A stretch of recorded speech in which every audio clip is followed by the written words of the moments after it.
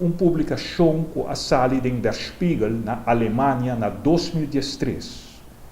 E me apapia de ruta de cocaína que vai for de Colômbia, passa via Aruba e chega à Alemanha, com 2 periodistas undercover a documentar.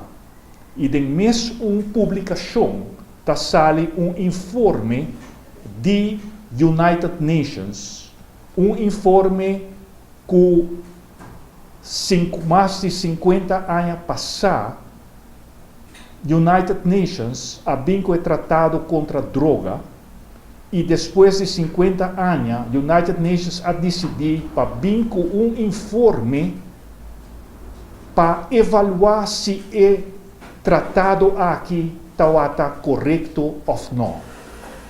E não a pede diferente gente para escrever o informe aqui.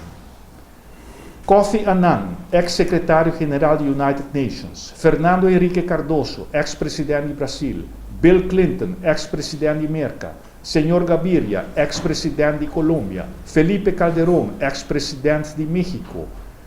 E o informe aqui a receber assessoria de Ethan Nadelmann, como já mencionado em entrevista com o senhor Babu Hook. Ethan Nadelmann é um acadêmico respeitado, que nos invita na Aruba, e um amigo personal, e que ajuda a elaborar o informe aqui. E que é a conclusão? A conclusão está que depois de 50 anos de tratado contra a droga, a guerra contra a droga, que o acordo declarar mais de 50 anos passados para o país da United Nations, a fracassar. Ela fracassar para sobre cada vez de mais droga, cada vez de mais consumidor e cada vez de mais lavamento de placa.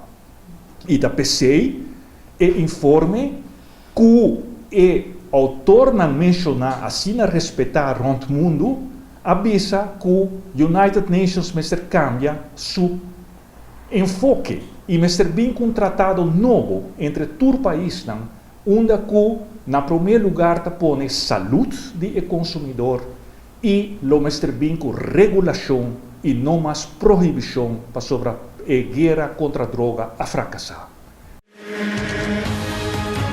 Essa aqui é Arubiano, o website